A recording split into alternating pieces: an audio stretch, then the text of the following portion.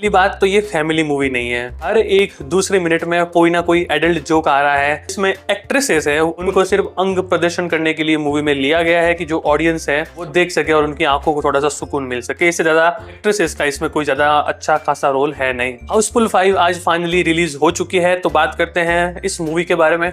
इस मूवी की कहानी कुछ ऐसी है जिसमें हमें दिखाया जाता है कि एक बहुत ही बड़ा बिजनेस टाइकून रंजीत डोबरियाल एक लग्जरी क्रूज शिप पे अपना 100 बर्थडे सेलिब्रेट करने वाला होता है और उससे पहले वो अनाउंस करता है कि उसकी जो संपत्ति है, उसका जो उत्तराधिकारी है, जो हेयर है, वो होने वाला है उसका पहली बीवी का बेटा, जिसका नाम होता है जॉली। अब इससे पहले कि वो बता पाता कि वो जॉली कौन है, उसकी डेथ हो जाती है। होने के बाद में जो असली जॉली होता है उसकी खोज शुरू होती है और फिर एक एक करके 3 जॉली उस क्रूज शिप में आते हैं, जिसमें से पहला रितेश देशमुख जिसका नाम होता है जलबुद्दीन, दूसरा अभिषेक बच्चन जिसका नाम होता है जलभूषण, तीसरा अक्षय कुमार जिसका नाम होता है जूलियस, जो कि अपनी 3 ब्यूटीफुल फॉरेन वाइफ्स के साथ में आते हैं, अगेन जिनका काम सिर्फ और सिर्फ मूवी में अंग प्रदर्शन करना, इससे ज्यादा कुछ भी नहीं है। फिर एक नाइट में पार्टी के बाद में जब तीनों लोग सुबह उठते हैं तो उन्हें पिछली नाइट का कुछ भी याद नहीं है और उसके साथ में शिप में हो जाता है एक और मर्डर, जिनमें ये जो तीनों जॉली होते हैं उनको सस्पेक्ट माना जाता है।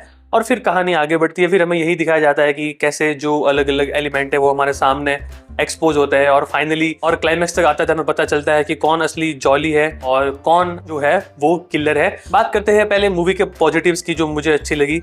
सबसे पहली बात तो इसमें जो पिछली हाउसफुल मूवीज है उनके कुछ कॉल बैक हमें दिखाए जाते हैं, जो कि देख के मुझे काफी अच्छा लगा। अगर आपने पिछली हाउसफुल मूवीज देखी है तो आपको वो कॉल बैक्स भी अच्छे लगेंगे और आपको देख के थोड़ी बहुत हंसी भी आएगी। जो सिचुएशनल कॉमेडी है वो कई जगह पर मुझे अच्छी लगी, स्पेशली जो अक्षय कुमार का जो वो गिटार वाला सीन है वो काफी फनी लगा। और जैसे अक्षय कुमार वो एंट्री करते हुए आता है और जिस तरीके से वो बात करता है वो भी काफी ठीक लगा। उसको जो पूरी तरीके से सेव किया है किसी बंदे ने तो वो अक्षय कुमार ने ही किया। अक्षय कुमार अपनी फुल फॉर्म में नजर आते हैं इस पूरी मूवी में। दूसरी चीज जो मुझे अच्छी लगी वो है इसका जो मिस्ट्री एलिमेंट है। वो हाउसफुल 5 एक कॉमेडी मिस्ट्री मूवी है और ये शायद पहली ऐसी कॉमेडी मूवी होगी जिसमें मुझे कॉमेडी वाला पोर्शन भले ही इतना ज्यादा अच्छा ना लगा हो, लेकिन जो मिस्ट्री वाला पोर्शन है वो मुझे फिर भी ठीक लगा। इसमें जिस तरीके से एंड में किलर को रिवील किया जाता है वो आप गेस नहीं कर पाओगे, क्योंकि थ्रू आउट द मूवी हमें कुछ ऐसे हिंट दिए जाते हैं कि ये किलर है, ये किलर है, और जब एंड में किलर रिवील होगा तो आपको लगेगा कि वाह, ये तो मैंने सोचा ही नहीं था। इस मूवी का जो म्यूजिक है वो अच्छा है, कुछ सिचुएशनल कॉमेडी अच्छी है, सब चीजों को छोड़ के बाकी सब कुछ खराब है इस मूवी में। इस मूवी में रिपीटेडली आपको एडल्ट जोक सुनने को मिलते हैं और एक पॉइंट के बाद में आप इरिटेट हो जाते हो कि यार ठीक है, मतलब इससे भी तो आगे बढ़ो ना यार। बहुत ही जगह पे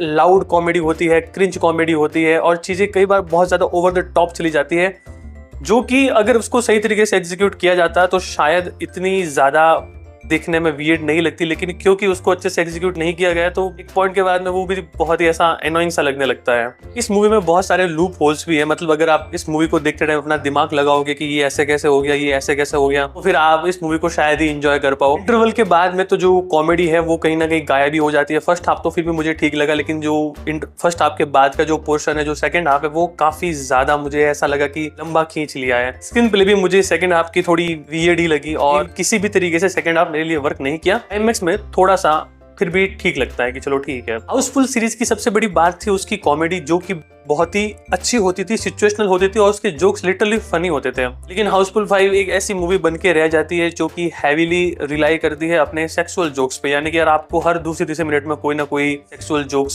सुनने को मिल जाएगा। बॉडी शेमिंग और जो बॉडी ग्लोरिफिकेशन होता है आपको वो देखने को मिलेगा। बट जो कॉमेडी वाला जो कंटेंट है इस मूवी में वो काफी वीक लगा, मुझे काफी ज्यादा वीक लगा। बात की जाए एक्टिंग की तो इसमें अक्षय कुमार ने अच्छी एक्टिंग की है, रितेश देशमुख ने ठीक ठाक एक्टिंग की, अभिषेक बच्चन मुझे बिल्कुल भी अच्छे नहीं लगे। एक्ट्रेसेस के पास करने के लिए कुछ ज्यादा था नहीं। श्रेयस तलपड़े को पूरी तरीके से अंडर यूटिलाइज किया गया है, जॉनी लीवर को भी बहुत ही बुरी तरीके से अंडर यूटिलाइज किया गया है। संजय दत्त और जैकी श्रॉफ का जितना भी रोल है वो ठीक ठाक है, आप देखते हो फिर चला जाता है, इतना कुछ सोचते नहीं हो, ठीक है। नाना पाटेकर का जो रोल है वो मुझे थोड़ा ठीक लगा। इस मूवी में फरदीन खान जो रंजीत डोबरियाल होते हैं उसके दूसरी बीवी के बेटे बने हैं और उनके पास भी करने के लिए बस ठीक ठाक ही था, इतना कुछ ज्यादा था। और जो रंजीत डोबरियाल की जो कंपनी के जो डायरेक्टर्स इसमें बताए गए हैं, जिसमें चित्रांगदा सिंह होती है, डीनो मौर्या होते हैं और श्रेयस तलपड़े होते हैं, उनके पास भी ज्यादा करने के लिए कुछ था, जितना थोड़ा बहुत भी उनके पास करने के लिए था उन्होंने ठीक ठाक किया है। तो अगर मैं मूवी को सम अप करूँ ना तो अक्षय कुमार की कॉमेडी, कुछ सिचुएशनल कॉमेडी, साथ ही साथ में कुछ पिछली हाउसफुल मूवीज के कॉल बैक्स, जो मिस्ट्री का जो एलिमेंट है वो फिर भी मुझे ठीक लगे हैं, लेकिन साथ ही साथ में इसकी जो कॉमेडी है, इसका जो सेकंड हाफ है, फर्स्ट हाफ में भी ऐसे बहुत सारे सीन है, ओवर द टॉप कॉमेडी है, क्रिंज कॉमेडी है और बहुत सारे सेक्सुअल जोक्स हैं, वो मुझे इतने मेरे लिए वर्क नहीं किया। वैसे इस मूवी के 2 वर्जन है, वैसे ही मेरी जो रेटिंग है इस मूवी को लेके